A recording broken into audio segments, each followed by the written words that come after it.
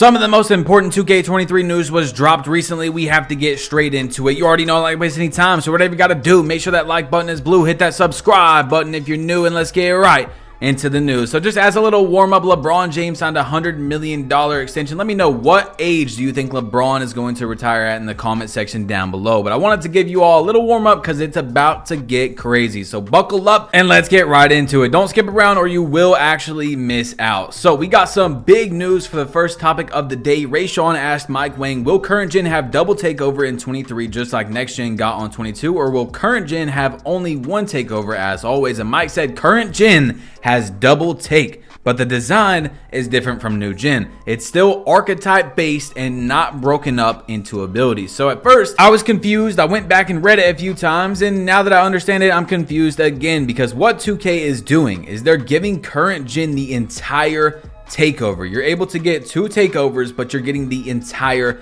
thing. So for example, on 22 next gen this year, when you got one of the takeovers, save sharpshooting, you could only pick limitless range or something. Like, you had to take one of the abilities out of the sharpshooting takeover. You didn't get the entire thing. So basically, if you have lockdown takeover, you're going to get everything that a lockdown can do, versus on next gen you have to take extreme clamps so you can get more body ups, or perimeter defender with the shots where you're able to contest shots better. You don't get the entire thing. So they're making the takeovers better on current gen, which is confusing. I don't know why they would do that, but does that mean that, you know, current gen is going to be the better game? Most likely not. We will see, but that is surprising that 2K would be making. I don't know. Maybe they didn't really think about it. But the next one is from Tonight's ENT, who said, Mike Wang, we saw it.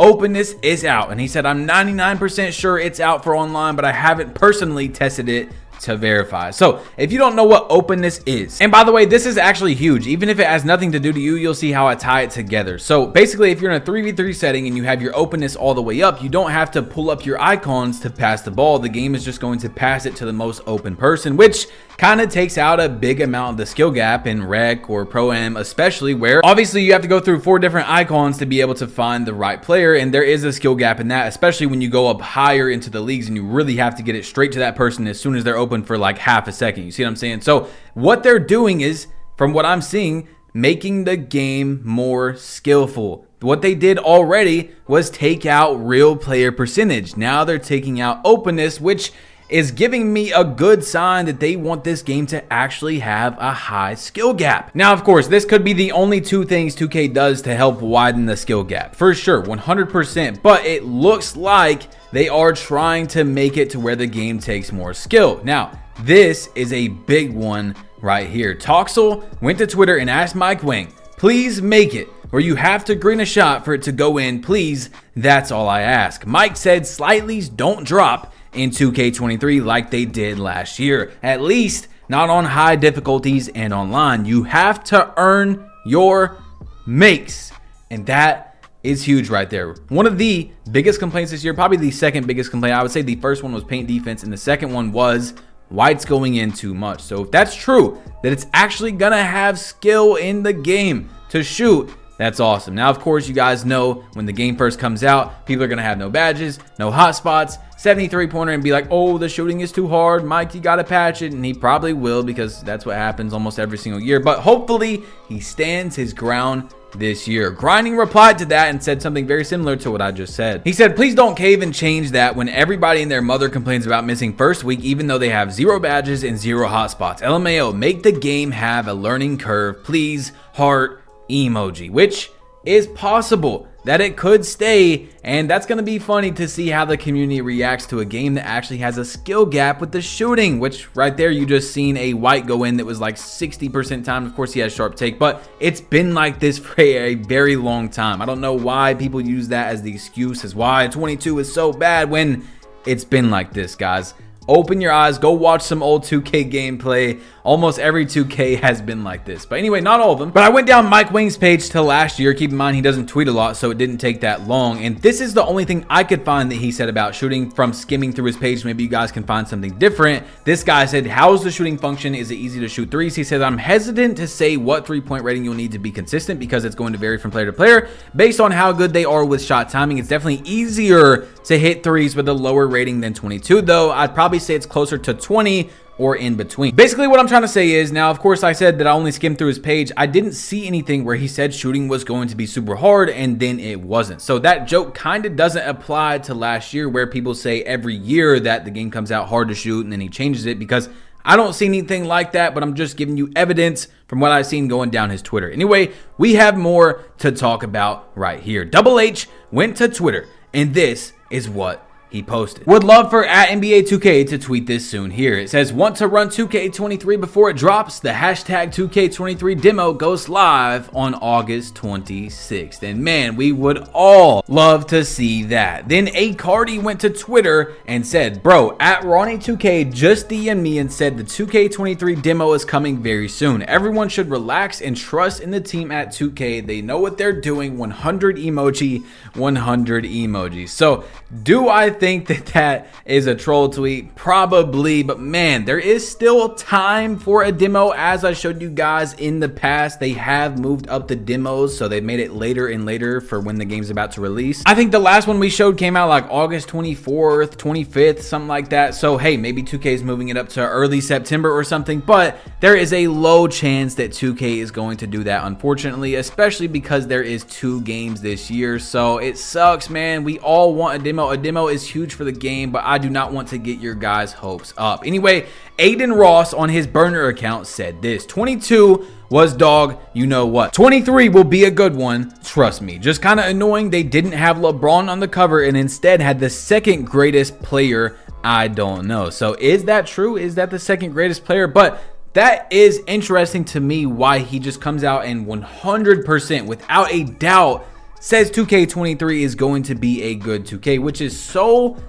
weird, because from what I told you guys in the last video that I seen about the game that I can't say much about, it sounds like a majority of the community is going to enjoy from what I've seen. Now, of course, there's so much that can change, and you know, there can be gameplay issues, but from one of the major things that I've seen that I can't say much about, it does sound like a lot of people are going to like it. And then Aiden, who clearly can have connects if he wants to, is just going out there without a doubt, not saying maybe, will most likely, is saying that 2K23 is going to be a good game. I don't know. It just sparks my interest. Of course, that doesn't mean it's going to be a good game. Like I said, there's so much that can happen, but hey, I'm just happy to see people like Aiden, who probably has connects, going out there without a doubt saying it's going to be a good game. Anyway, Duke even said, no cap, I'm ready for 2K23. So all we have to do is make a game good enough to where the big creators want to play past a few weeks of the game coming out, because big creators will come back, and then if they don't have to play the game because they don't like it, well, they don't have to play the game. They're already in other avenues that make them plenty of money. But Ronnie2K,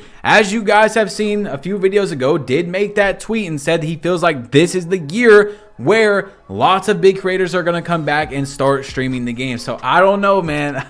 I don't know how it's going to end, but I really want to see Aiden come back, Cash Nasty, Duke Dennis, Agent. It could all be so lit. Anyway, let's go back to this tweet right here, because I really want to talk about it. Beats Picasso said, for 2K23, since we won't know whether we green or not until after the shot, are you all removing green light animations as well? And Mike Wing said, we redesigned them to play under different circumstances, but they're still in the game. So what they're basically saying is, if you haven't seen it yet, is that you're not going to get that green light animation until after the shot goes in, which is going to be really weird to be watching content creators and streamers, like especially in a wager, right? Imagine someone shoots a shot and they're just gonna shoot it and just sit there, and then as soon as the ball goes in, then you say green, or I don't know how that's gonna go, but it's definitely gonna be something interesting and a change to the game that we haven't seen, well, ever actually. So you're not gonna know until, and I definitely see why 2K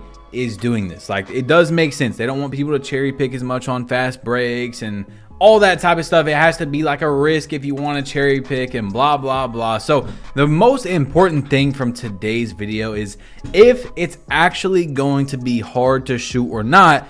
in 2K23. I mean, I would say it is the most important thing in the entire builder that determines the gameplay. Yes, you've got the animations that should not be unlocked at low animations, depending on what they are, because they might be too overpowered, kind of like the quick drops off one this year, for example. But shooting is huge. I mean, if you have a 65 three-pointer like this year with a two-way playmaker, you're still able to ISO extremely well, get those contact dunks, dribble good, have good defense, and shoot consistently as long as you're pretty decent at the game. Now, what I think they should do is maybe keep it kind of similar to 22, not similar exactly where just whites are smacking. Of course, whites should be lowered across all three-pointers no matter what. But if you have a 65 three-pointer and you're wide open, you got your hot spots, you got your jump shot boost, you know how to time your shot correctly, you should still make a good amount of those shots if you time it correctly. But here's the kicker. If you shoot a white,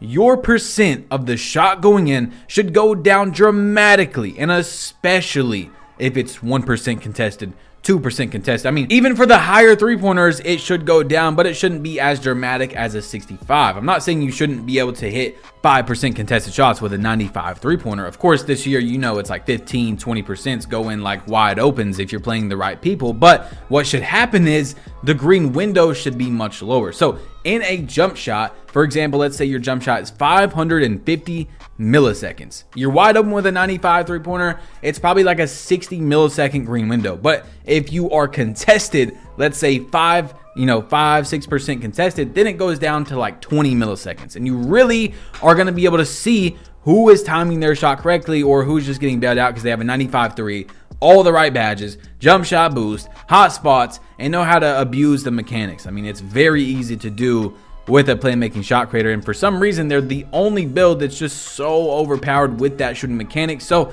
it's got to change. It has to change in 2K23, and it looks like Mike Wang is wanting to make that change, as well as what I heard about 2K23 that is huge for the gameplay, where I think a majority of the people watching this video will enjoy it. I can't say anything about it at the moment.